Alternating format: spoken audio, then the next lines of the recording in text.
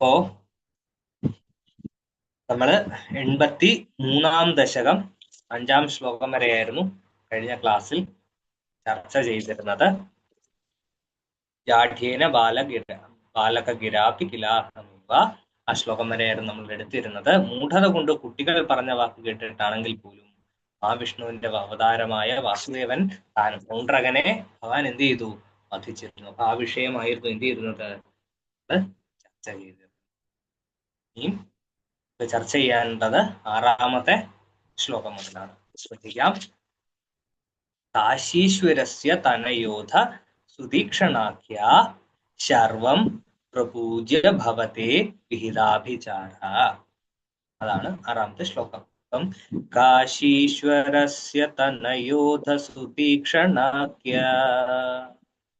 ശർവം പ്രപൂജ്യ ഭവതേ വിഹിതാഭിചാര. രണ്ടും വരികള്, 3-4 വരികള്. കൃത്യാനലം കമപി ബാണരണാതിഭീതൈ ഭൂതൈ കഥഞ്ചന വൃത്തൈ സമമഭ്യമുഞ്ച. 6-ാമത്തെ ശ്ലോകം ഇതാണ് പറഞ്ഞിരിക്കുന്നത്. കാശീശ്വരസ്യ തനയോധ സുതീക്ഷണാഖ്യ ശർവം പ്രപൂജ്യ ഭവതേ വിഹിതാഭിചാര. പിന്നീട് കാശി രാജാവിന്റെ പുത്രനായ സുതീക്ഷണൻ എന്നവൻ പരമേശ്വരനെ പ്രസാദിപ്പിച്ചിട്ട് അങ്ങക്കെതിരായ ആഭിചാര പ്രവർത്തി ചെയ്ത് യുദ്ധത്തിൽ ഭയപ്പെട്ട് ഓടിയവരും എങ്ങനെയെല്ലാമോ പണിപ്പെട്ട് വരിക്കപ്പെട്ടവരുമായ ശിവപുത്രങ്ങളോട് കൃതി എന്ന വഹിനിക്ക് തുല്യമായ ഒരു മൂർത്തിയെ അങ്ങയുടെ നേതൃത്വത്തിൽ. അപ്പോ നേരത്തെ പറഞ്ഞിരുന്നു, പൗണ്ഡ്രകനെ ഈ ഒരു ബുദ്ധിമോശം ഏറ്റവും കൂടുതൽ പ്രോത്സാഹിപ്പിച്ചത് ആരാണ്? കാശി രാജാവായിരുന്നു. അപ്പൊ അതുകൊണ്ട് ഭഗവാൻ എന്ത് ചെയ്തു? കാശി രാജാവിനെ വധിച്ചു.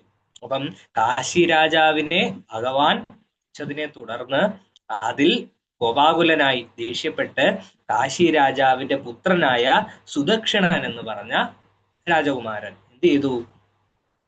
മഹാദേവനെ പ്രസാദിപ്പിച്ചിട്ട്, അത് സാത്വികമായ മാർഗത്തിൽ, നമ്മളുടെ നാട്ടില് മഹാദേവന്റെ ക്ഷേത്രങ്ങള് സാത്വികങ്ങളായ ക്ഷേത്രങ്ങളുണ്ട്, സാത്വികങ്ങളായ പൂജകൾ നടക്കുന്ന ക്ഷേത്രങ്ങളുണ്ട്. അതേപോലെ തന്നെ രാജസീയങ്ങളായ പൂജകൾ നടക്കുന്ന ക്ഷേത്രങ്ങളുണ്ട്, താമസികങ്ങളായ പൂജ നടക്കുന്ന ക്ഷേത്രങ്ങളുണ്ട്. അപ്പൊ നമ്മൾ ഈ വക ക്ഷേത്രങ്ങളുടെ വ്യത്യാസവും ഗുണഫലങ്ങളും നമ്മൾ അറിഞ്ഞിട്ട് വേണം എന്ത് ചെയ്യാൻ? ഓരോ ക്ഷേത്രത്തിലേക്കും പ്രവേശിക്കാനും അതിനനുസൃതമായിട്ടുള്ള പൂജാവിധി വിധാനങ്ങൾ ചെയ്യാനും. ഉദാഹരണം പറഞ്ഞു കഴിഞ്ഞാൽ വളരെ പ്രശസ്തമായ ഒരു ക്ഷേത്രമാണ് മഹാദേവനെ മുത്തപ്പൻ എന്ന ഭാവത്തിൽ ആരാധിക്കുന്ന കണ്ണൂരുള്ള ക്ഷേത്രം. അപ്പൊ പക്ഷേ മനസ്സിലാക്കുക, ഒരു ക്ഷേത്രത്തിലേക്ക് നമുക്ക് എപ്പോഴാണ് കയറാൻ യോഗ്യത ലഭിക്കുക?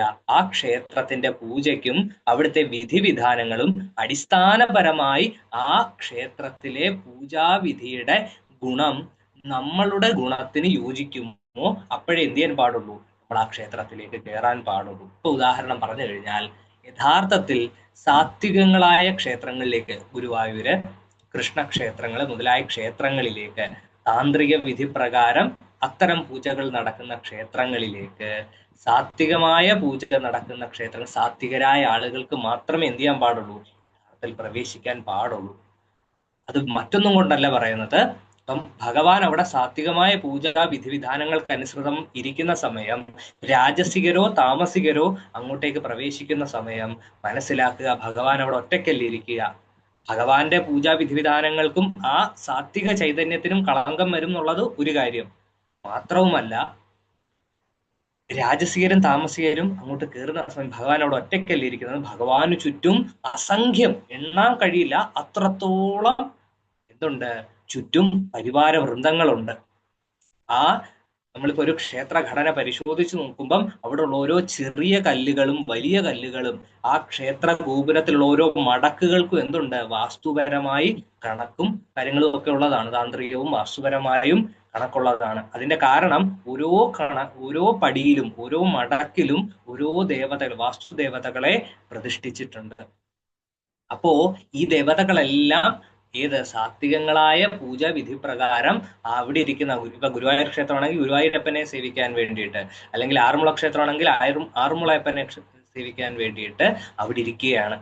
അപ്പോ ആ ഗുണത്തിന് വിരുദ്ധമായിട്ടുള്ള ആളുകൾ അവിടെ കയറുന്ന സമയം ഭഗവാൻ ഒരിക്കലും നമ്മളെ എന്ത് ചെയ്യത്തില്ല, ഒന്നും വരുത്താൻ നമുക്കൊരു ഒരു ഒരു ദോഷവും വരാൻ സമ്മതിക്കില്ല. പക്ഷെ ഭഗവാന്റെ സേവകര് ഭഗവാന്റെ പൂജയിൽ വരുന്ന വിഘ്നങ്ങളെയും ദോഷങ്ങളെയും അവരെ ഒരിക്കലും എന്ത് ചെയ്യത്തില്ല, ക്ഷമിക്കത്തില്ല. അപ്പോ നമ്മൾ ചിലപ്പം നല്ലത് കുറച്ച് പ്രതീക്ഷിച്ചുകൊണ്ടായിരിക്കും ക്ഷേത്രത്തിലേക്ക് കയറുക. പക്ഷെ എന്ത് ചെയ്യും, നമ്മള് തെറ്റായ ഗുണാനുസൃതം ആണ് ഒരു ക്ഷേത്രത്തിലേക്ക് പ്രവേശിക്കുന്നതെങ്കിൽ അതുകൊണ്ട് എന്ത് ചെയ്യും, ഗുണം ഉണ്ടാകില്ലെന്ന് മാത്രമല്ല ചിലപ്പോൾ ദോഷം ഉണ്ടായെന്നും വരാം. അപ്പൊ അതുകൊണ്ട് എപ്പോഴും ഒരു ക്ഷേത്രത്തിലേക്ക് എന്ത് വേണം, ശ്രദ്ധാപൂർവം തന്നെ പ്രവേശിക്കണം. ക്ഷേത്രം ഒരിക്കലും നമുക്ക് ട്രസ് പാസ് ചെയ്യാൻ വേണ്ടിയിട്ട് വെറുതെ എന്താ അങ്ങോട്ടും ഇങ്ങോട്ടും വെറുതെ കാറ്റ് കൊള്ളാൻ കയറി ഇറങ്ങാൻ വേണ്ടിയിട്ടുള്ള സ്ഥലമല്ല. എപ്പോഴും ശ്രദ്ധയോടുകൂടി നിഷ്ഠാപൂർവം എന്ത് വേണം, ക്ഷേത്രപ്രവേശനം ചെയ്യുക, ക്ഷേത്ര ദർശനം ചെയ്യുക. അപ്പം എപ്പോഴും നമ്മളുടെ ഗുണവും ക്ഷേത്രത്തിന്റെ പൂജാ വിധി പ്രകാരമുള്ള ഗുണത്തിനും എന്ത് വേണം, സമമായിരിക്കണം. അപ്പോ രാജസികരും താമസികരുമായ, അതുകൊണ്ടാണ് പറയുന്നത് എന്ത് ചെയ്യരുത്, അങ്ങനെയുള്ള ആളുകൾ എന്ത് ചെയ്യപ്പെടില്ല, സാത്വികങ്ങളായ ക്ഷേത്രങ്ങളിൽ പ്രവേശിക്കാൻ പാടില്ല. ഇനി നമ്മളൊക്കെ എന്താണ്, നമ്മൾ സാത്വികരാണ്, നമുക്കും ഇതെന്താണ്, ഇത് ബാധകമാണ്. നമ്മുടെ രാജസികങ്ങളായ പൂജകൾ നടക്കുന്ന ക്ഷേത്രങ്ങളിൽ ഇപ്പം രക്തവും മാംസവും ഒക്കെ ഉപയോഗിച്ചുള്ള നിവേദ്യം നടക്കുന്ന ക്ഷേത്രങ്ങളിൽ നമ്മൾ കയറാൻ പാടില്ല. മദ്യവും മാംസവും നടക്കുന്ന താമസികങ്ങളായ പൂജകൾ നടക്കുന്ന ക്ഷേത്രങ്ങളിൽ നമ്മൾ എന്ത് ചെയ്യാം, സാത്വികരായുള്ള ആളുകൾ കാരണം അവിടുത്തെ ഭൂതഗണങ്ങൾ എങ്ങനെയാണ്, രാജസികരും താമസികരുമായ ഭൂതങ്ങളാണ് അവിടെ ഉള്ളത്. സാത്വികരായ ആളുകൾ അവിടെ കയറുന്ന സമയം ആ ഗുണത്തിന് വിരുദ്ധമാവുകയും അത് നമ്മൾക്കും ദോഷമാണ്, ആ ക്ഷേത്ര ചൈതന്യത്തിനും ദോഷമാണ്. അപ്പൊ നമുക്ക് ചെയ്യാൻ കഴിയുന്ന കാര്യം അത്തരം ക്ഷേത്രം ബഹുമാനപൂർവ്വം എന്ത് ചെയ്യുക, മാറി നിൽക്കുക. വെളിയിൽ നിന്ന് എന്ത് ചെയ്യുക, ക്ഷേത്ര ചൈതന്യത്തിനെ കളങ്കം ചെയ്യാതെ വെളിയിൽ നിന്ന് മാറി തൊഴുക എന്നുള്ളതാണ് ശരിയായ ശാസ്ത്രീയമായി അതിന്റെ ഒരു കാര്യം. അപ്പോ ഈ പറഞ്ഞ സുദക്ഷിണൻ എന്ന ആള് മഹാദേവനെ എങ്ങനെയാണ് പ്രസാദിപ്പിക്കാൻ ശ്രമിച്ചത്? ആഭിചാര പ്രവർത്തനങ്ങളിലൂടെ. സർവം പ്രപൂജ്യ ഭവതേ ഹിതാ വിഹിത ആഭിചാര. ആഭിചാര പ്രവർത്തനങ്ങളിലൂടെ എന്ത് ചെയ്തു, മഹാദേവനെ പ്രസാദിപ്പിക്കും. അപ്പം മഹാദേവനെ സംബന്ധിച്ച് ഭോലേനാഥ് എന്നൊരു പേരുണ്ട്. എങ്ങനെ വിളിച്ചു കഴിഞ്ഞാലും എന്ത് ചെയ്യും, അവിടേക്ക് വരും. അപ്പൊ അതുകൊണ്ട് ആഭിചാര പ്രവർത്തനങ്ങളിലൂടെ എന്ത് ചെയ്തു, മഹാദേവനെ പ്രീതിപ്പെടുത്താൻ മഹാദേവൻ എന്ത് ചെയ്തു, ബാണയുദ്ധത്തിൽ ഭയപ്പെട്ട് ഓടിയവരും എങ്ങനെയില്ലാമോ പണിപ്പെട്ട് മരിക്കാതെ ഓടിയവരുമായ ശിവഗുണങ്ങളോടുകൂടി കൃതി എന്ന വഹ്നിക്ക് തുല്യമായ ഒരു മൂർത്തിയെ അങ്ങയുടെ നേർക്ക് വിട്ടു. അപ്പം മഹാദേവന്റെ ഇടയ്ക്ക് എന്ത് ചെയ്തു, ഈ ആഭിചാര പ്രവർത്തനങ്ങളിലൂടെ മഹാദേവനെ പ്രസാദപ്പെടുത്തിയിട്ട് ഒരു മൂർത്തി, അതായത് ഒരു ദുഷ്ടമൂർത്തി എന്ത് ചെയ്തു, ആഭിചാരമൂർത്തി എന്ത് ചെയ്തു, ഭഗവാനെ ഉപദ്രവിക്കാനായിട്ട് എന്ത് ചെയ്തു, ഈ പറഞ്ഞ സുദക്ഷിണൻ എന്ന് പറഞ്ഞ വ്യക്തി. മനസ്സിലാക്കുക, ഇത്തരം ആഭിചാര ഇത്തരം പ്രവർത്തനങ്ങളൊക്കെ ഉണ്ടോ, ഇതിന്റെയൊക്കെ ഫലം ഉണ്ടോ എന്നുള്ളത് ഒരു കാര്യം. രണ്ടാമത്തെ പ്രശ്നം, ഇത്തരം പ്രവർത്തനങ്ങൾ നമ്മളിലേക്ക്, അതായത് ഇത്തരം മോശപ്പെട്ട രീതിയിലുള്ള സാത്വികമല്ലാത്ത പൂജകളിലേക്കും വിധിവിധാനങ്ങളിലേക്കും നമ്മൾ തിരിയാനേ പാടില്ല. ഒരിക്കലും അത്തരം സാത്വികമല്ലാത്ത പൂജകളിൽ പോയി കഴിഞ്ഞാലുള്ള പ്രശ്നം എന്താണ്, ചിലപ്പം നമ്മൾ ഇത്തരം കാര്യങ്ങൾ ചെയ്യുന്നതെന്ന് വെച്ച് കഴിഞ്ഞാൽ തൊട്ടടുത്ത വീട്ടിലെ ആളിന്റെ തലയിൽ ഒരു തേങ്ങ വീഴാനായിരിക്കും നമ്മൾ എന്ത് ചെയ്യുന്നത്, നമ്മൾ പൂജ ഇത്തരം അഭിചാര ക്രിയകളൊക്കെ നമ്മൾ ചെയ്യുന്നത്. ചിലപ്പോൾ എന്ത് ചെയ്യും, അടുത്ത വീട്ടിലുള്ള തലയിൽ ഒരു തേങ്ങ വീഴും, പക്ഷേ അത് കഴിയുമ്പോൾ നമ്മളുടെ തലയിൽ ഒരു കൊല തേങ്ങ വീഴും. ഉറപ്പാണ് ആ കാര്യം. അവന്റെ തലയിൽ ഒരു തേങ്ങ വീണെങ്കിൽ ഈ ആഭിചാര പ്രവർത്തനം വഴി നമ്മൾ അവന്റെ തലയിൽ ഒരു തേങ്ങ ഇട്ടെങ്കിൽ നമ്മുടെ തലയിൽ ഒരു കൊല തേങ്ങ എന്ത് ചെയ്യും, കാരണം ഇത് ഇരട്ടിക്കരട്ടി. നമുക്ക് ഒരിക്കലും എന്ത് ചെയ്യത്തില്ല, അത്തരം പ്രവർത്തനങ്ങൾ, അത്തരം രാജസികവും താമസികവുമായ പൂജകള് നമുക്ക് ശാശ്വതമായിട്ട് ഗുണം ചെയ്യത്തില്ല. എപ്പോഴും ഭഗവാൻ, അതുകൊണ്ടാണ് പറയുന്നത് ആരാധനാനാം സർവേശാം വിഷ്ണു ആരാധനം. സാത്വികമായ വിഷ്ണു ആരാധന മാത്രമാണ് എന്ത്, ശാശ്വതമായി എല്ലാ കാലവും നിലനിൽക്കുന്നത്. അല്ലാത്ത വിധത്തിലുള്ള വിചാര പൂജകളും കർമ്മങ്ങളും എന്ത് ചെയ്യത്തില്ല, ചെയ്യില്ല. അപ്പം ഇതാണ് 6ാമത്തെ ശ്ലോകത്തിന്റെ അർത്ഥം. കാശീശ്വരസ്യ തനയോധ സുതീക്ഷണാഖ്യ ശർവം പ്രപൂജ്യ ഭവിതേ വിഹിതാഭിചാര കൃത്യാനലം കിമപി ബാണരണാതിഭീതൈർഭൂതൈ കഥഞ്ജന വൃതൈ സമമഭ്യം ചെയ്തു. വൃത്തത്തിനെ ഭഗവാന്റെ നേർക്ക് എന്ത് ചെയ്തു, ഈ സുദക്ഷിണൻ എന്ന് പറഞ്ഞ ആള് ആഭിചാര പ്രവർത്തനം വഴി എന്ത് ചെയ്തു. 6ാമത്തെ ശ്ലോകം ആരെങ്കിലും 2 മാതാജിമാരൊന്ന് ചൊല്ലി നോക്കിക്കോളൂ.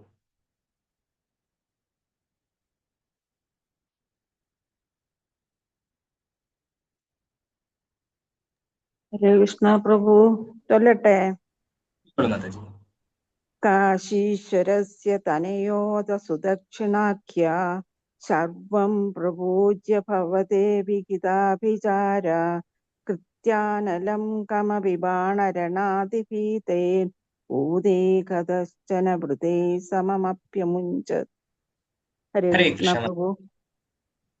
ഹരേ കൃഷ്ണ. നമോ ഭഗവതേ വാസുദേവായ. കാശീശ്വരസ്യ തനയോദസുദേശ്രീനാഥ്യ സർവം പ്രഭൂജ്യ ഭവതേ വിഹിതാഭിചാര കൃത്യാനലം കമപി ബാണരണാതിപീതേ ഊദേ കഥഞ്ചന ഹൃദേ സമമപ്യമുഞ്ചത്. ഹരേ കൃഷ്ണ പ്രഭു. ഹരേ കൃഷ്ണ മാതാജി, വളരെ നന്നായി. ഹരേ കൃഷ്ണ പ്രഭു. ഓം നമോ ഭഗവതേ വാസുദേവായ.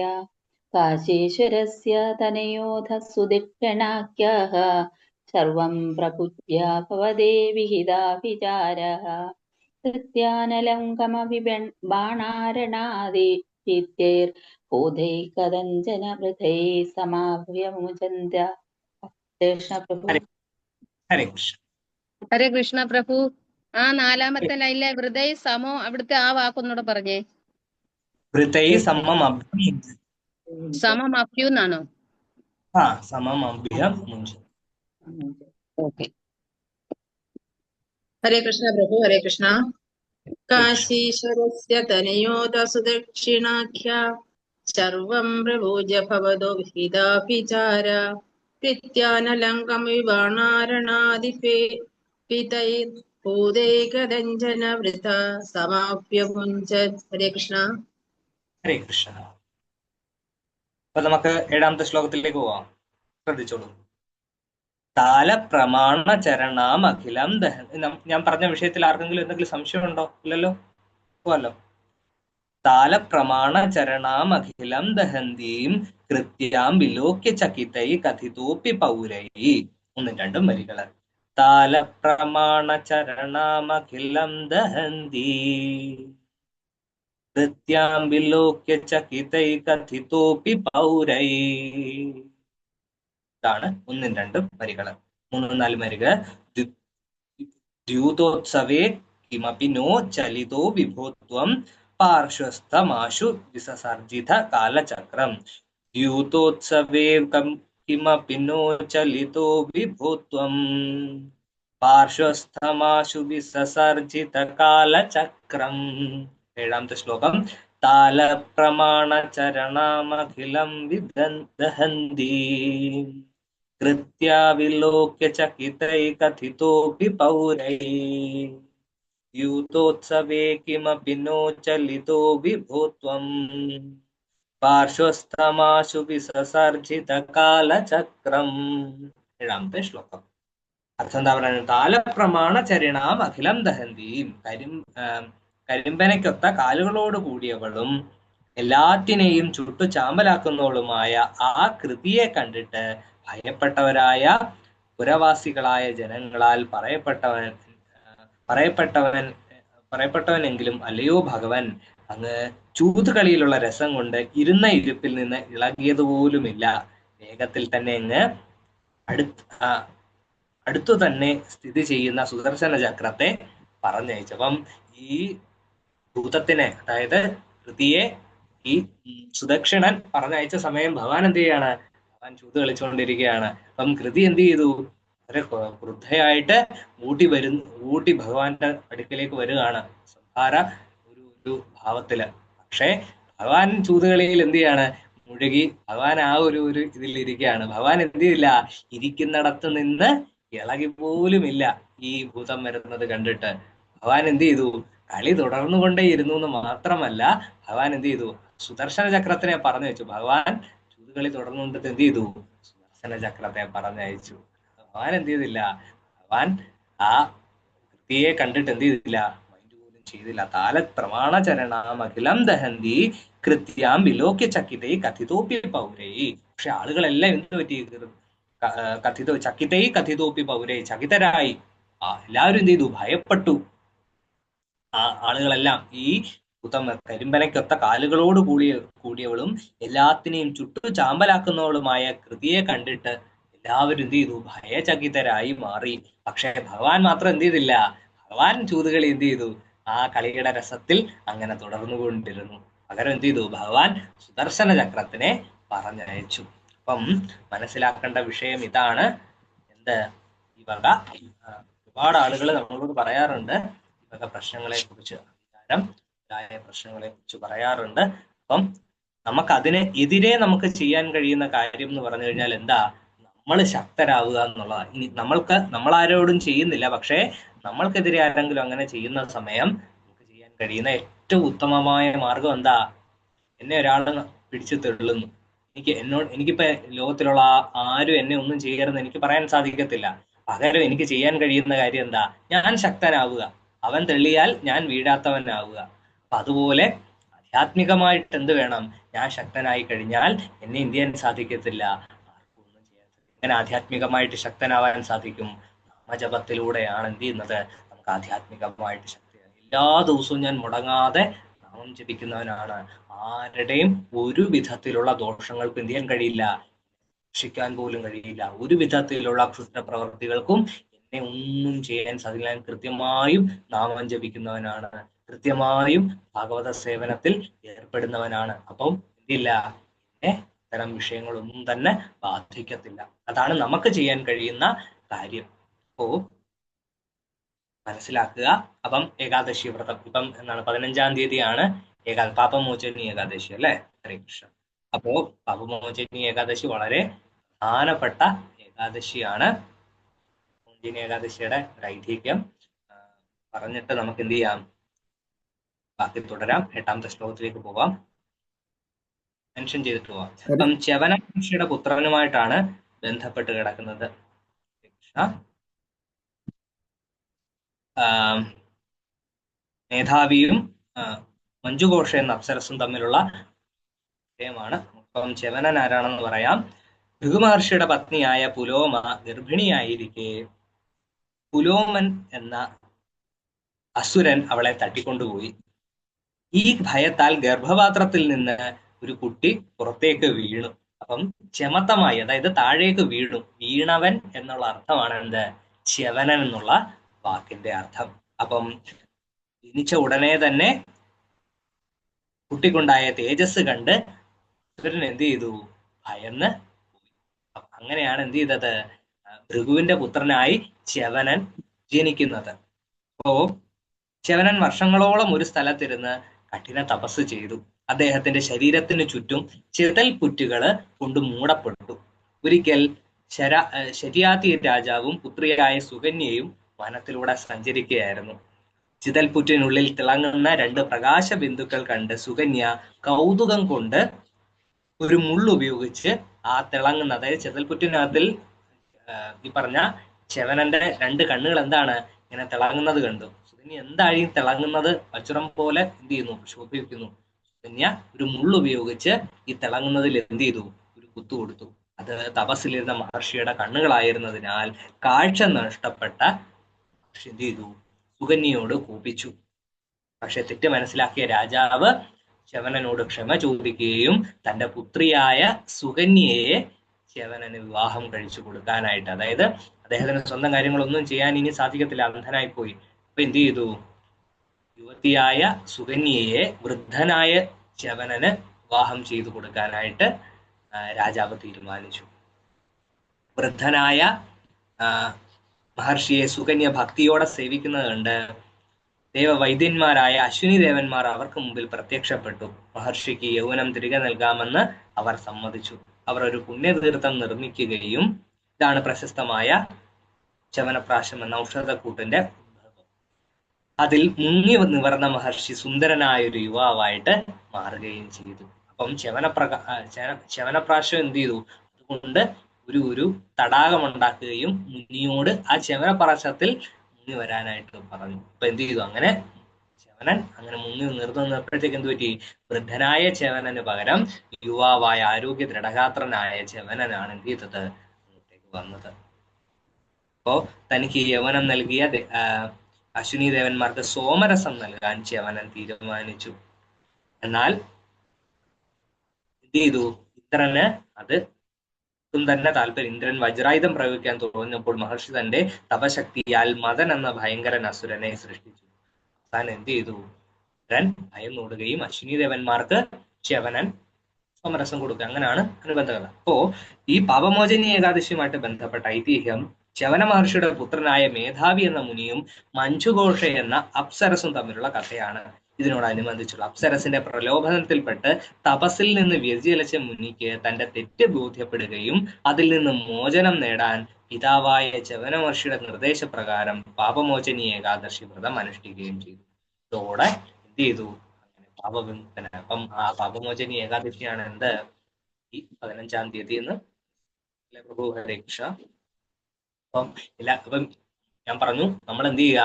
വ്രതങ്ങളിലൂടെയും സാധനകളിലൂടെയും ശക്തരാവുക എന്നുള്ളതാണ് നമ്മൾക്ക് ചെയ്യാൻ കഴിയുന്ന കാര്യം. അപ്പോ ഏകാദശി വ്രതങ്ങൾ എന്ത് ചെയ്യുക? മുടങ്ങാതെ എടുക്കുക, നാമജപം മുടങ്ങാതെ ചെയ്യുക. ഇതിലൂടെ എന്ത് ചെയ്യാൻ സാധിക്കും? ശക്തരാവാൻ സാധിക്കും. ഹരേ കൃഷ്ണ. അപ്പോ നമുക്ക് 8ാമത്തെ ശ്ലോകത്തിലേക്ക് കിടക്കാം.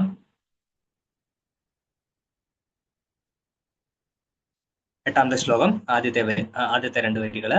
അഭ്യാപതത്യമിത. വായിച്ചിട്ടില്ലല്ലോ പ്രഭു, 7ാമത്തെ ചൊല്ലിയില്ലല്ലോ എല്ലാരും. ഓ, 7ാമത്തെ ചൊല്ലിക്കോളൂ. 7ാമത്തെ ചൊല്ലിക്കോളൂ. ആരെങ്കിലും കുറച്ച് മതച്ച് ചൊല്ലിക്കോളൂ. ഹരേ കൃഷ്ണ. ഹരേ കൃഷ്ണ. പ്രണാമം പ്രഭു. ഹരേ കൃഷ്ണ. ഹരേ കൃഷ്ണ. കൃഷ്ണ. കാലപ്രമാണചരണമഖിലം ദഹന്തീം കൃത്യ വിലോക്യ ചകിതൈ കഥിതോപി പൗരൈ ദ്യൂതോ സ്വവേ കിമപി നോ ചലിതോ വിഭോത്വം പാർശ്വസ്തമാശു വിസർജിത കാലചക്രം. ഹരേ കൃഷ്ണ. ഹരേ കൃഷ്ണ. ഹരേ കൃഷ്ണ. ഓം ഗുരുഭ്യോ നമഃ. ഓം നമോ ഭഗവതേ വാസുദേവായ.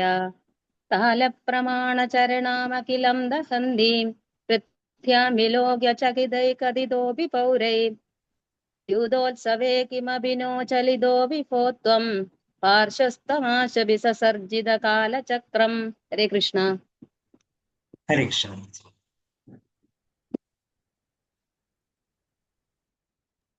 ഹരേ കൃഷ്ണ പ്രഭു.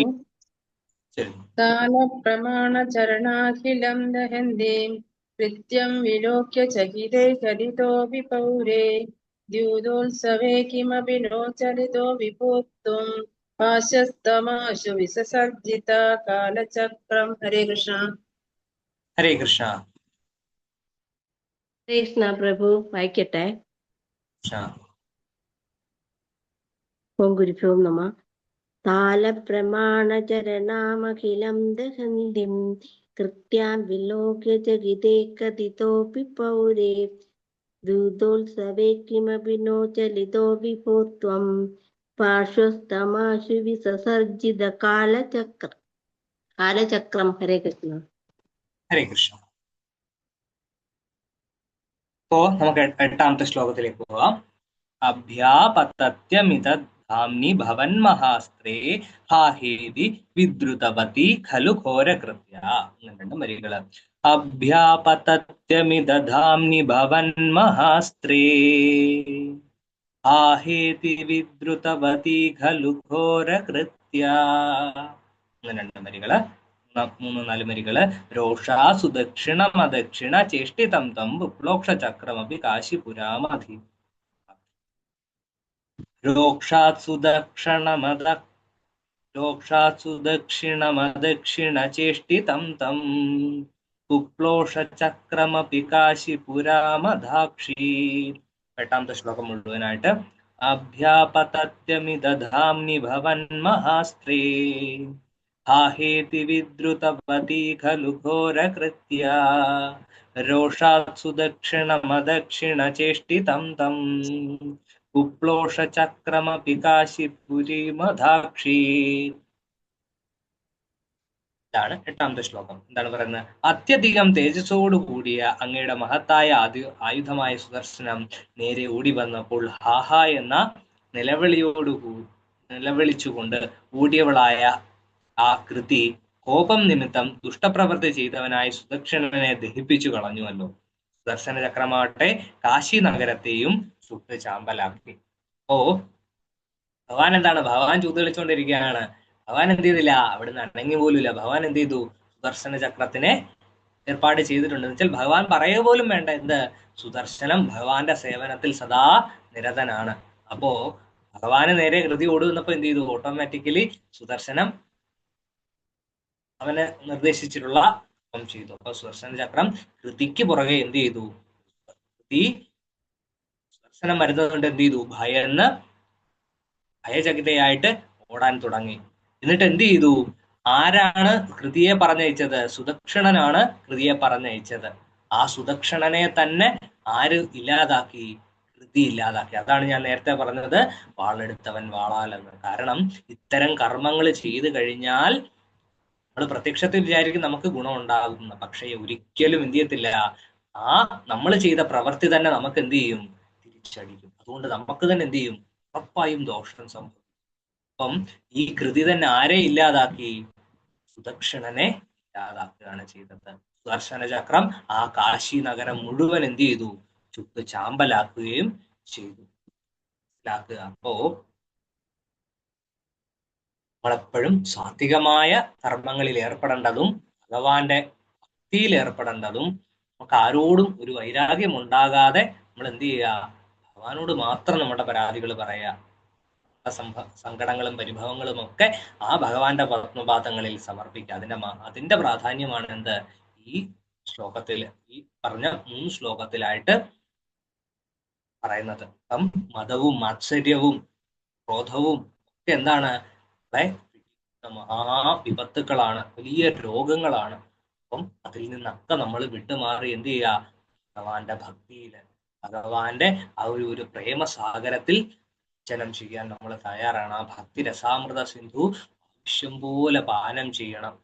അപ്പോ എന്തുണ്ടാവത്തില്ല? ഈ വക സാത്വികമായ പൂജകളിലൂടെ ശരിയായ മാർഗത്തിലൂടെ സഞ്ചരിച്ചു കഴിഞ്ഞാൽ എന്ത് ചെയ്യത്തില്ല? നമ്മളെ ജീവിതത്തിൽ മാത്രമേ ഉണ്ടാകത്തുള്ളൂ. അതുകൊണ്ട് ശ്രേയസ് മാത്രമേ ഉണ്ടാകത്തുള്ളൂ.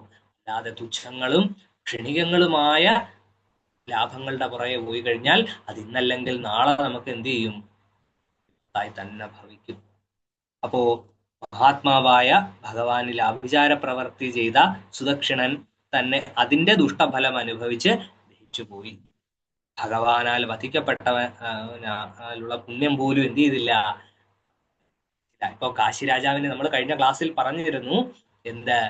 ഈ പറഞ്ഞ കാശി രാജാവിന്റെ കാര്യവും പൗണ്ഡ്രകന്റെ കാര്യവും അത് പറഞ്ഞപ്പോ തന്നെ ഞാൻ മറ്റേ ശിശുപാലന്റെയും നന്ദഭക്തന്റെയും ഒക്കെ കാര്യം ഞാൻ പറഞ്ഞിരുന്നു. അവർക്കൊക്കെ എന്ത് ചെയ്തു? ഭഗവാന്റെ വിഷ്ണുധാമം ലഭിച്ചു. ചതോരസത് കൃദ്വിഷ്ണു യദ്രാമം പരം അവ്യയം ജാതോ ജിത്വായ. അവർക്കൊക്കെ എന്ത് ചെയ്തു? ഭഗവദ്ധാമം ലഭിച്ചു, ഭഗവാനോടുള്ള പ്രാപ്തി ലഭിച്ചു. ശിശുപാലൻ ദന്തഭക്തനും ഭഗവാന്റെ ലോകത്തിലെത്താൻ കഴിഞ്ഞുവെങ്കിൽ പൗണ്ഡ്രകനും കാശിരാജാവിനും സായുജ്യ മോക്ഷം ലഭിച്ചു. അപ്പോ പക്ഷേ ഈ വക ക്രൂരകൃത്യങ്ങളിൽ, ക്ഷുദ്രപ്രവർത്തനങ്ങളിൽ, ദുഷ്ടകൃത്യങ്ങളിൽ ഏർപ്പെട്ട സുദക്ഷണനാകട്ടെ ഭഗവാനാൽ വധിക്കപ്പെടാനുള്ള ഭാഗ്യം പോലും ലഭിച്ചില്ല. അവന് മോക്ഷം പോലും ലഭിച്ചില്ല. ഓർക്കുക, അവനെ വധിച്ചാരാ? കൃതിയാണ് വധിച്ചത്. അതുകൊണ്ട് അങ്ങനെയുള്ള പുണ്യം പോലും എന്ത് ചെയ്തില്ല? അവന് ലഭിച്ചില്ല.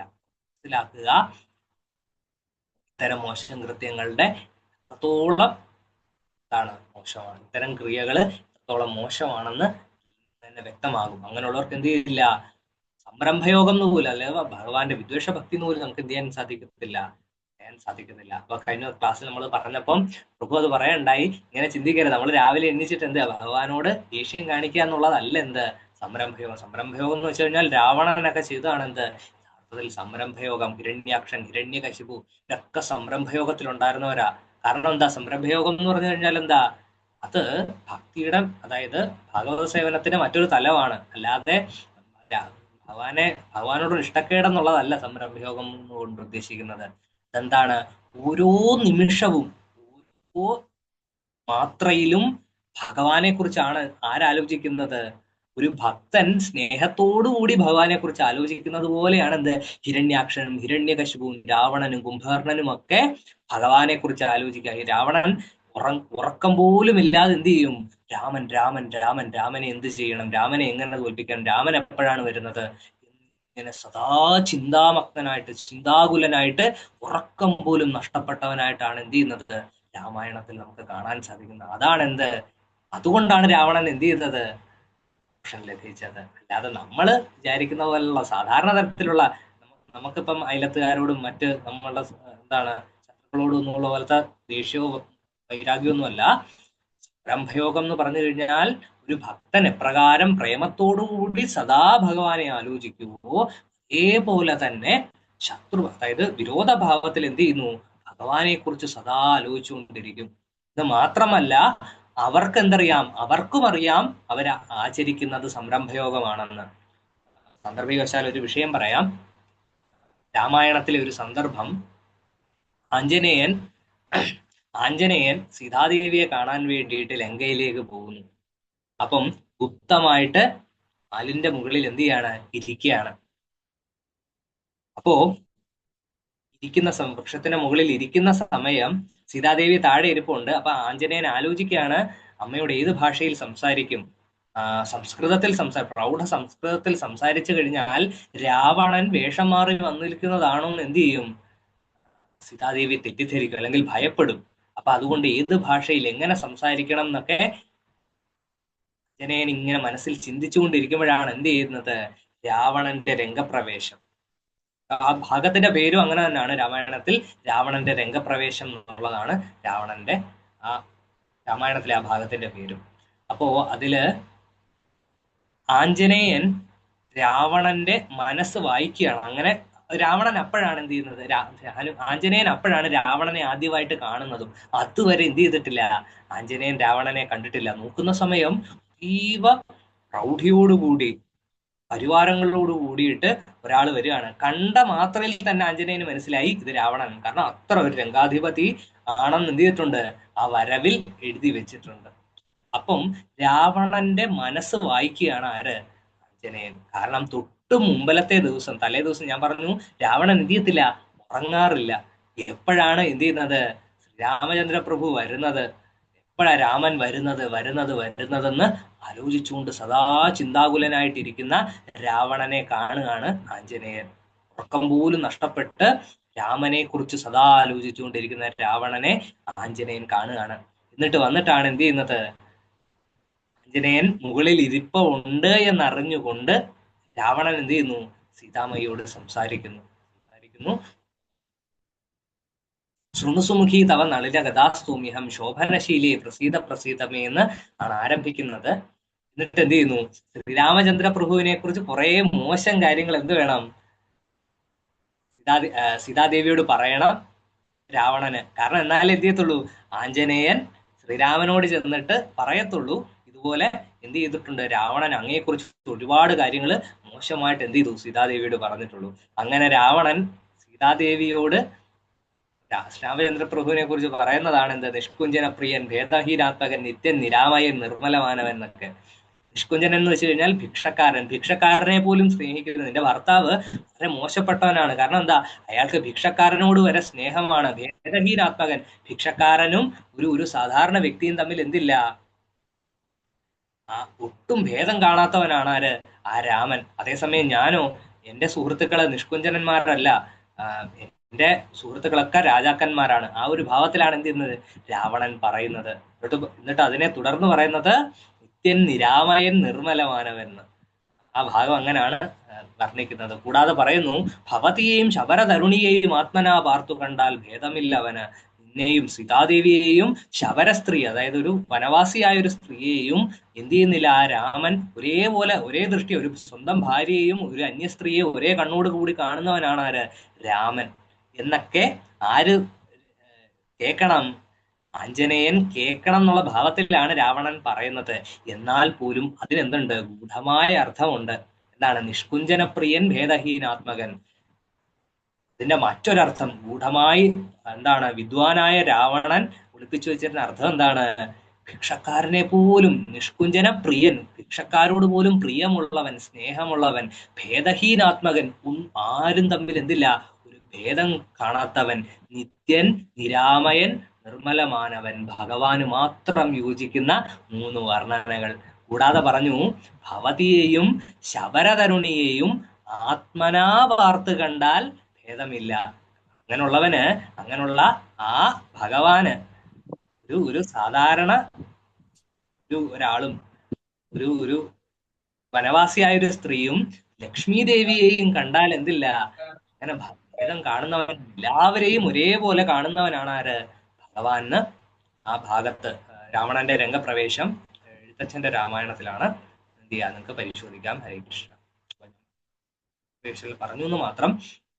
അപ്പം ഇതാണ് യഥാർത്ഥത്തിൽ. അപ്പം ഗൂഢമായി എന്താണ് ഭഗവാനോടുള്ള സ്നേഹവും, എന്നാൽ പ്രത്യക്ഷ തലത്തിൽ എന്ത് ചെയ്യുന്നു, ആ സ്നേഹം പ്രകടിപ്പിക്കാതെ സദാ ശ്രീരാമചിന്തയിൽ മുഴുകിയിരിക്കുന്നതുമാണ് എന്ത് ബ്രഹ്മയോഗം എന്ന് പറഞ്ഞു കഴിഞ്ഞാൽ. അത് കേവലമായ നമ്മളുടെ പോലത്തെ പടല പിണക്കങ്ങളൊന്നുമല്ല, അത് ഗൂഢമായ ഭക്തിയുടെ വലിയ തലമാണ്. അപ്പം അങ്ങനെ ഭക്തി അനുഷ്ഠിച്ചതുകൊണ്ട് എന്ത് പറ്റി? ഇവർക്കൊക്കെ മോക്ഷം ലഭിച്ചു. പക്ഷെ അത്തരം ഭക്തി ഇല്ലാതെ കേവലം ക്ഷുദ്രപ്രവർത്തിയിൽ ഏർപ്പെട്ടിരുന്ന ഈ സുദക്ഷണൻ എന്ത് ചെയ്തില്ല? അതിനുള്ള ഭാഗ്യം പോലും ലഭിച്ചില്ല. അവനെന്ത് ലഭിച്ചു? അവന് കൃതിയുടെ കൈകൊണ്ട് മരണപ്പെടുകയും അവന്റെ രാജ്യത്തിന് മുഴുവൻ, കാശി രാജ്യത്തിന് മുഴുവൻ വിനാശം സംഭവിക്കുകയും ചെയ്തു. ഭഗവാനോട് നമുക്ക് ചെയ്യാൻ കഴിയുന്നത് ഉത്തമമായ ഭക്തിയിലൂടെ, നമ്മളാൽ സാധിക്കുന്ന വിധത്തിലുള്ള ഭക്തിയിൽ എന്ത് ചെയ്യുക? നമ്മളുടെ മാനുഷികമായ ഏറ്റവും പരമമായ തലത്തിൽ എന്ത് ചെയ്യുക? ഭക്തി ഭഗവാനോട് പ്രവർത്തിക്കുക. ജീവ കരുണാമയനാണ്. ഈ നമ്മളെ ഏറ്റവും നമുക്ക് കിട്ടാവുന്ന ഏറ്റവും നല്ല തലത്തിൽ, അതായത് ഒരു അവസരം ഉണ്ടെങ്കിൽ നമ്മളെ ഏറ്റവും ഉന്നതമായ തലത്തിലേക്ക്, ധാമത്തിലേക്ക് എത്താൻ വേണ്ടിയിട്ട് ഒരു അവസരം കാത്തിരിക്കുന്നവനാണ് ആര്? ഭഗവാൻ. അതുകൊണ്ട് പറയും, നമ്മൾ ഒരു ചുവട് വെച്ച് കഴിഞ്ഞാൽ ഭഗവാൻ 100 ചുവട് മുന്നോട്ട് പോകും. അപ്പൊ അതുകൊണ്ട് എന്ത് ചെയ്യും? ആൾ കഴിയുന്ന വിധത്തിൽ. അപ്പൊ ഒരു ശ്ലോകം കൂടെ എടുക്കാം. സഖലു വിവാദോ രക്ഷോഘാതേ കൃതോപകൃതി പുരാ തവതു കലയാ മൃത്യും പ്രാപ്തും തഥാ ഖലതാം ഗതാ നരക സചിവോ ദേശക്ലേശം സൃജന്നഗരാന്തികേ ചടിതി ഹലിനാ യുധ്യന്നദ്ധ പപാത തലാഹത. ാണ് 9ാമത്തെ ശ്ലോകം. സഖലു വിവാദോ രക്ഷോഘാതേ കൃതോപകൃതി പുരാ തവതു കലയാ മൃത്യും പ്രാപ്തും തഥാ ഖലതാം ഗത. പണ്ട് രാമരാവണ യുദ്ധാവസരത്തിൽ രാക്ഷസന്മാരെ വധിക്കുന്ന കാര്യത്തിൽ ഉപകാരം ചെയ്തവനായ വിവിധൻ എന്ന പേര് കേട്ട ആ വാനരനാവർ. നമ്മളിപ്പോ രാമായണ കഥയായിരുന്നു പറഞ്ഞുകൊണ്ടിരുന്നത്. അപ്പൊ തന്നെ എന്ത് ചെയ്തു?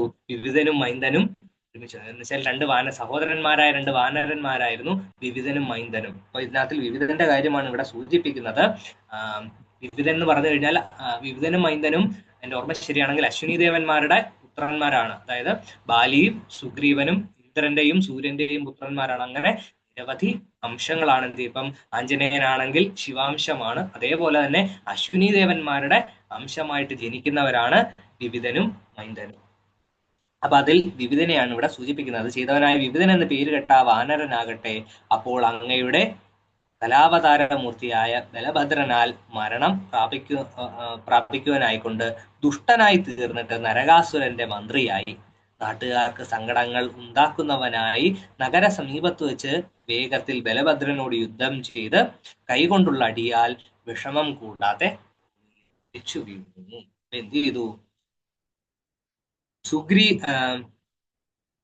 രാമരാവണ യുദ്ധത്തിൽ രാക്ഷസന്മാർ, അതായത് ഭഗവാനെ സഹായിച്ചിരുന്ന വിവിധൻ എന്ത് ചെയ്തു? ബലഭദ്രനാൽ മരണപ്പെട്ട് മോക്ഷം കിട്ടാൻ വേണ്ടിയിട്ട് എന്ത് ചെയ്തു?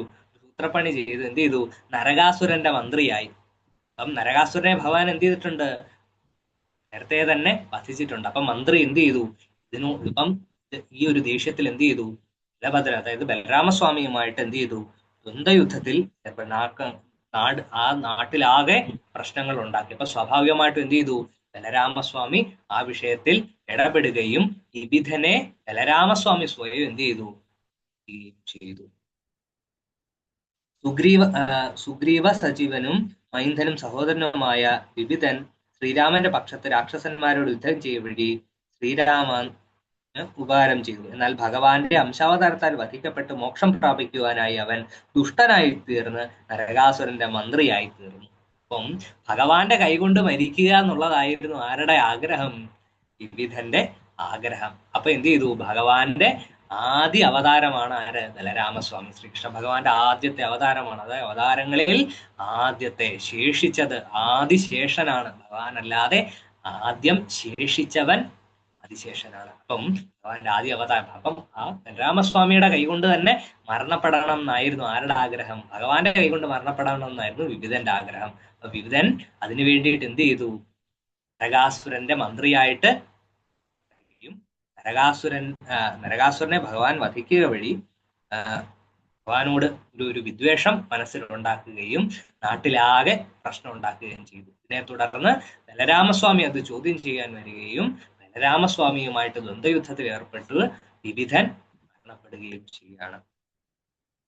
എന്നാൽ ഭഗവാന്റെ അംശാവതാരത്താൽ വധിക്കപ്പെട്ട് മോക്ഷം പ്രാപിക്കുവാനായി അവൻ ദുഷ്ടനായി തീർന്നു, നരകാസുരന്റെ മന്ത്രിയായി തീർന്നു. ഒരിക്കൽ ബലരാമൻ സ്ത്രീജനങ്ങളുമൊത്ത് വനത്തിൽ ക്രീഡിക്കവേ വിവിധൻ അവിടെ എത്തി അവരെ നോക്കി അസഭ്യം പെരുമാറി.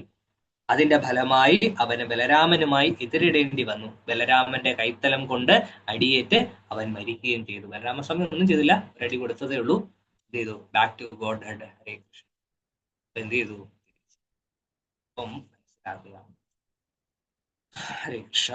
അപ്പോ അതാണ് 9ാമത്തെ ശ്ലോകം. സഖലു വിവിധോ രക്ഷോഘാതേ കൃതോപകൃതിപുരാ തവതു കലയാ മൃത്യും പ്രാപ്തും തഥാ ഖലതാം ഗതാ നരക സചിവോ ദേശക്ലേശം സൃജൻ ഭ്രാന്തികേ ഛടിതി ഹലിനാ യുധ്യന്നർദ്ധ പപാത ഇതാണ് 9ാമത്തെ ശ്ലോകം. അപ്പോ ആരെങ്കിലും മെസ്സേജന്മാർ 2-3 പേര് ചൊല്ലി നോക്കി. എല്ലാവരും ഒന്ന് ചൊല്ലി നോക്കിക്കോളൂ. പരീക്ഷ പ്രഭു 8 വായിക്കണ്ടേ? വായിക്കണോ? യെസ് 8 വായിച്ചില്ലായിരുന്നു അല്ലേ? ഇല്ല. 8 വായിച്ചു. ഓം നമോ ഭഗവതേ വാസുദേവായ. അപ്യാപദത്യമിതദാമിനി പവന്മഗാസ്ത്രേ കാഹേതി വിദ്രുതവതി കരുഘോരകൃത്യ രോക്ഷാസു ദക്ഷിണമദക്ഷിണ ചേഷ്ടിതം തം പുപ്ലോഷ ചക്രമപി കാശിപുരാമദീഷേ. ഹരേ കൃഷ്ണ പ്രഭു. ഹരേ കൃഷ്ണ. 8 വേറൊരാൾ വായിച്ചോളൂ.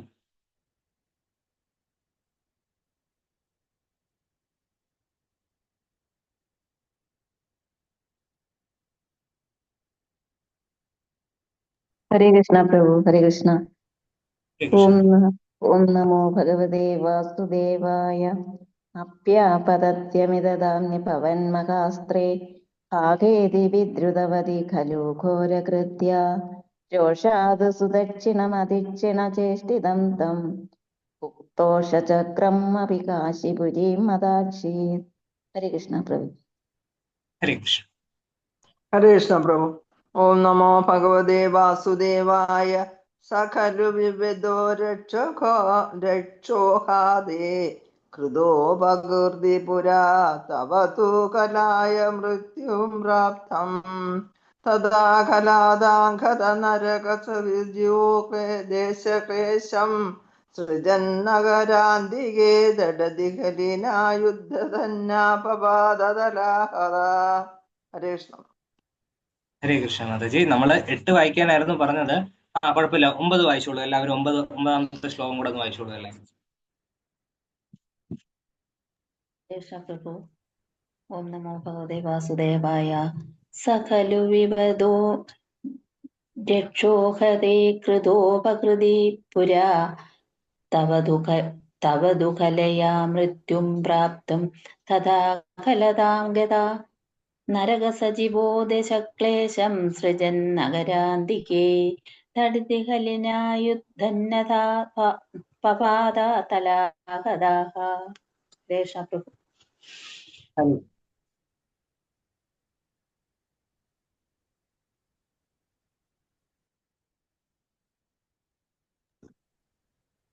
ഹരേ കൃഷ്ണ. ചൊല്ലിക്കോളൂ.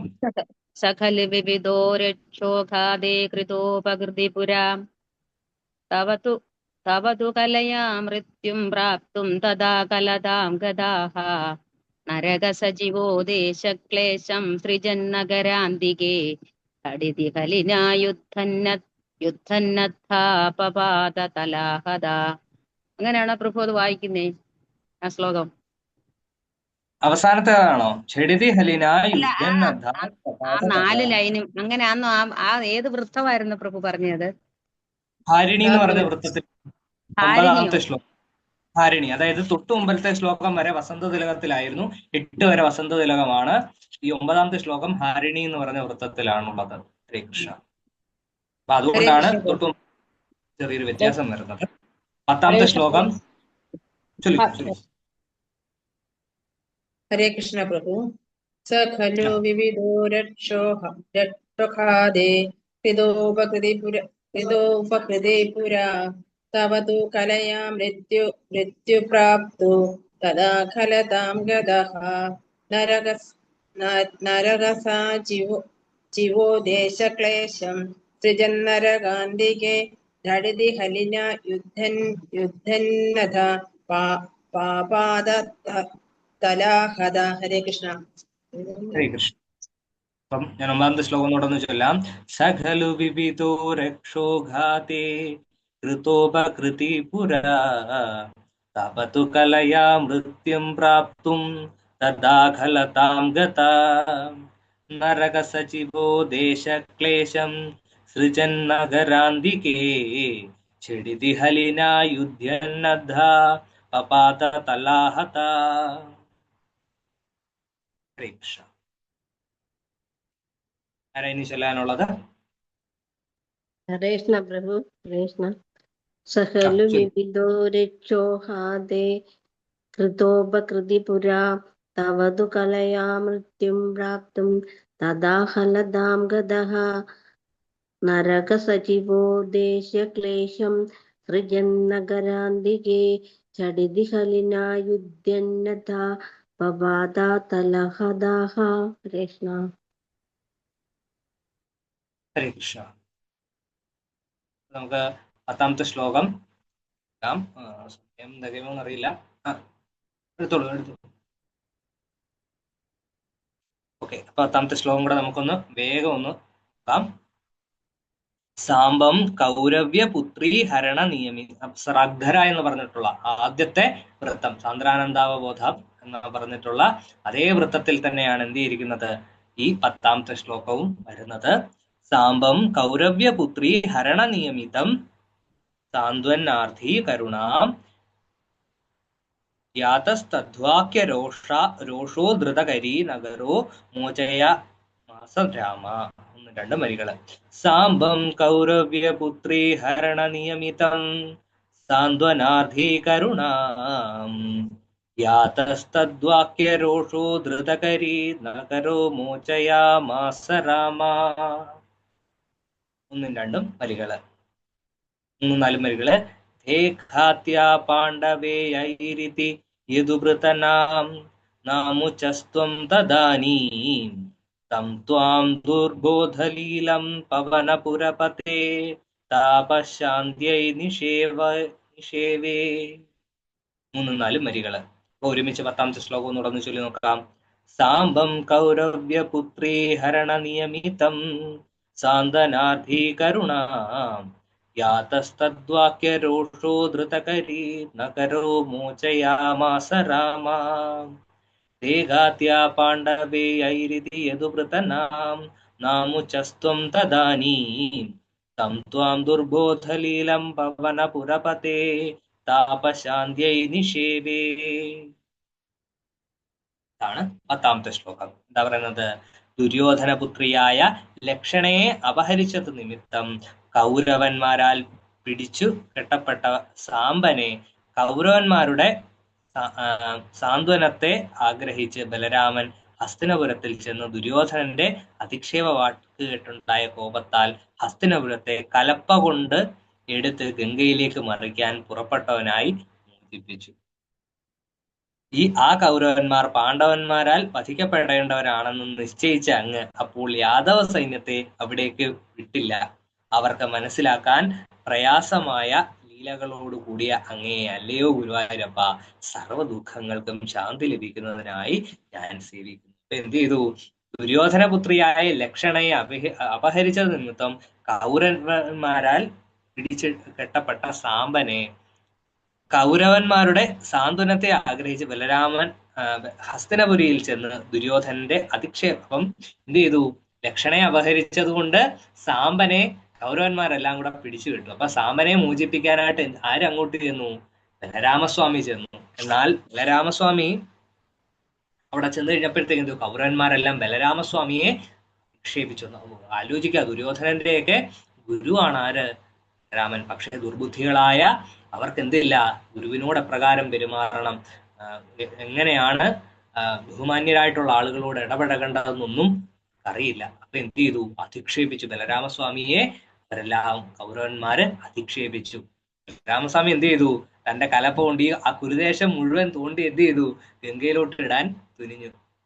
അദ്ദേഹം അങ്ങനെ ചെയ്യാം, അത്ര കരുത്തനാണ്. അറിയാം, ജഗത്തിന്റെ ഈ ലോകത്തെ പ്രപഞ്ചത്തിനെ മുഴുവൻ താങ്ങി നിർത്തുന്നത് ആ ബലരാമനാണ്. അപ്പം അദ്ദേഹത്തിന് അധിക്ഷേപം. അദ്ദേഹം എന്ത് ചെയ്തു? കലപ്പ കൊണ്ട് തോണ്ടി ഈ പുരദേശത്തെ മുഴുവൻ ഗംഗയിലേക്ക് ഒഴുക്കാനായിട്ട് തുനിഞ്ഞു. പക്ഷെ ഭഗവാൻ എന്ത് ചെയ്തു? രാമസ്വാമിയെ, കാരണം കൗരവർ ആരുടെ കൈകളാൽ മരണപ്പെടേണ്ടവരാണ്? പാണ്ഡവരുടെ കൈകളാൽ മരണപ്പെടേണ്ടവരാണെന്ന് മനസ്സിലാക്കിയ ഭഗവാൻ എന്ത് ചെയ്തു? അദ്ദേഹത്തിനെ അതിൽ നിന്ന് തടയുകയും യാദവ സൈന്യത്തെ അവിടേക്ക് എന്ത് ചെയ്തില്ല? കൗരവരുമായിട്ട് യുദ്ധം ചെയ്യാൻ ഭഗവാൻ വിട്ടില്ല ആർക്കും. അപ്പൊ അതുകൊണ്ട് പക്ഷെ ഇതെന്ത് ചെയ്തില്ല? അവരൊക്കെ ഇനി നടക്കാൻ പോകുന്ന മഹാഭാരത യുദ്ധത്തെ കുറിച്ച് ഒന്നും എന്ത് ചെയ്തില്ല? ഭഗവാൻ ബോധിപ്പിച്ചില്ല. പക്ഷെ എന്ത് ചെയ്തു? മൗനമായിട്ട് ഭഗവാൻ അറിയാം ഇവരെല്ലാം പാണ്ഡവരാൽ മരണപ്പെടേണ്ടവരാണെന്ന് ഗൂഢമായി മനസ്സിലാക്കുന്ന, ആർക്കും മനസ്സിലാകാത്ത ലീലകളെല്ലാം ചെയ്യുന്നവനായിട്ടുള്ള അല്ലയോ ഗുരുവായൂരപ്പ, ത്വം ദുർബോധലീലം പവനപുരതേ. ദുർബോധമാണ് ഭഗവാന്റെ ലീലകള്. എന്താണ് ഭഗവാൻ എന്തൊക്കെയാണ് ഉദ്ദേശിച്ചിരിക്കുന്നതെന്ന് ആർക്കും ബോധ്യപ്പെടുത്തില്ല. എല്ലാം കഴിയുമ്പോഴാണ് ഓ ഭഗവാൻ ഇതുകൊണ്ടല്ലേ നമുക്ക് നല്ലത് വരുത്തിയതെന്ന് എന്ത് ചെയ്യും? നമ്മൾ പിന്നീട് തിരിച്ചറിയും. കഥ പറയാൻ സമയമുണ്ടോന്നറിയില്ല, വേഗം പറയാം. പണ്ടൊരു രാജാവ് കാട്ടിലേക്ക് എന്ത് ചെയ്തു? നായാട്ടിന് പോയി. അപ്പം സൈനികരുമായിട്ട് പോയ രാജാവ് ഉൾവനത്തിലേക്ക് എത്തിക്കഴിഞ്ഞപ്പോഴത്തേക്ക് സൈനികരുടെ എല്ലാം പിടിയിൽ നിന്ന് എല്ലാം വഴിതെറ്റി എന്ത് ചെയ്തു? ഉൾക്കാട്ടിലേക്ക് പോയി. അവിടെ വെച്ച് വനവാസികളെല്ലാം ഈ രാജാവിനെ പിടിച്ചു കെട്ടി. എന്നിട്ട് എന്ത് ചെയ്തു?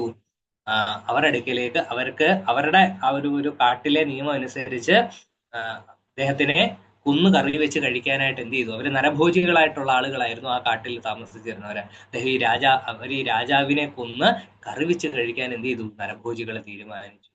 അപ്പൊ അതിനു മുമ്പ് ഒരു യുദ്ധം ഉണ്ടായിരുന്നു. ഈ യുദ്ധത്തിന്റെ സമയത്ത് യുദ്ധം ചെയ്യുക വഴി രാജാവിന്റെ ഒരു വിരല് നഷ്ടപ്പെട്ടു. അപ്പോ യുദ്ധം രാജാവ് ജയിച്ചുവെങ്കിൽ പോലും ഈ വിരല് നഷ്ടപ്പെട്ട വിഷമം രാജഗുരുവിനോട് പറയുകയുണ്ടായി. അപ്പൊ രാജഗുരു പറഞ്ഞു അപ്പം രാജഗുരു രാജാവിനോട് പറഞ്ഞു, ഭഗവാൻ എന്ത് വരുത്തിയിട്ടുണ്ടെങ്കിലും എന്താണ്? നല്ലതിന് വേണ്ടിയിട്ടാണ്. അപ്പം ഭഗവാന് ഇതിന് ഗൂഢമായ ലീല എന്ത് ചെയ്തിട്ടുണ്ട്? കണ്ടിട്ടുണ്ടെന്ന് രാജഗുരു രാജാവിനോട് പറഞ്ഞു. അപ്പൊ രാജാവ് പക്ഷെ ഇതെന്ത് പറ്റി? ഓഹോ, എന്റെ വിരല് പോയത് നിങ്ങൾക്ക് നല്ല കാര്യമാണല്ലേ എന്ന് ചോദിച്ചിട്ട് രാജഗുരുവിനെ പിടിച്ച് ജയിലിലിട്ടു. അപ്പൊ അതിനുശേഷമാണ് അദ്ദേഹം ഈ നായാട്ടിന് പോകുന്നത്. അപ്പോ ഈ നരഭോജികള് രാജാവിനെ പിടിച്ചിട്ട് കറി വെച്ച് കഴിക്കാൻ വേണ്ടിയിട്ട്, കൊല്ലാൻ വേണ്ടിയിട്ട് തുടങ്ങുന്നതിന് തൊട്ടു മുമ്പാണ് അവർ ശ്രദ്ധിക്കുന്നത് രാജാവിന് എന്തില്ല? ഒരു വിരലില്ലെന്നുള്ള വിവരം നരഭോജികള് ശ്രദ്ധിക്കുന്നത്. അപ്പൊ അവരെന്ത് ചെയ്തു? അവർ തീരുമാനിച്ചു ഇദ്ദേഹത്തിനെ കൊല്ലാൻ പറ്റത്തില്ല. കാരണം എന്താ? അവർ പൂർണ്ണനായിട്ടുള്ള എല്ലാ അവയവങ്ങളും ഉള്ള ഒരു മനുഷ്യനെ മാത്രമേ എന്ത് ചെയ്യത്തുള്ളൂ? നരഭോജികൾ കൊന്നു കഴിക്കത്തുള്ളെന്നായിരുന്നു ആ കാട്ടിലെ അവരുടെ നിയമം. എന്നിട്ട് അവരെന്ത് ചെയ്തു? രാജാവിനെ വെറുതെ വിട്ടു. രാജാവിന് അപ്പോഴാണ് എന്ത് ചെയ്തത്? അന്ന് രാജഗുരു പറഞ്ഞ വിവരം. ഇപ്പൊ രാജാവിന് ആ വിരൽ ഉണ്ടായിരുന്നെങ്കിൽ എന്ത് ചെയ്തേനെ? നരഭോജികൾ അദ്ദേഹത്തിനെ കൊന്ന് ഭക്ഷിച്ചേനെ. പക്ഷെ അപ്പോഴാണ് അദ്ദേഹത്തിന് മനസ്സിലായത് ഭഗവാൻ എന്ത് ചെയ്തു. അപ്പൊ നമ്മുടെ ജീവിതത്തിൽ ഒരുപാട് കാര്യങ്ങൾ വരുന്ന സമയം നമ്മൾ എന്ത് ചെയ്തിരിക്കും? ഭഗവാനെ ഞാൻ ഒന്നും ചെയ്തില്ല, പക്ഷെ എനിക്ക് ഇന്ന ദുഃഖങ്ങൾ വരുന്നിട്ടുണ്ട്. എന്ത് ചെയ്യും? ഭഗവാൻ ഇതിനൊക്കെ ഗൂഢമായ കാണുന്നുണ്ട്. ഭഗവാൻ നമുക്ക് എന്ത് ചെയ്യുന്നുണ്ട്? ഉത്തമമായ കാര്യമേ നമ്മളെ സാധന ശരിയാണെങ്കിൽ ഉത്തമമായ കാര്യമേ നമ്മുടെ ജീവിതത്തിൽ വരുത്തുള്ളൂ എന്നുള്ളതാണ് സത്യം. അത് മനസ്സിലാക്കിക്കൊണ്ട് നമുക്ക് ഈ 84 ദശകം ഭഗവാന്റെ പത്മപാദങ്ങളിൽ കൃഷ്ണ ഹരേ കൃഷ്ണ കൃഷ്ണ കൃഷ്ണ ഹരേ ഹരേ ഹരേ രാമ ഹരേ രാമ ഹരേ ഹരേ. കൃഷ്ണ പ്രഭുജി, നമ്മൾ 83-ാമത്തെ ദശകം കംപ്ലീറ്റ് ചെയ്തിരിക്കുകയാണ്.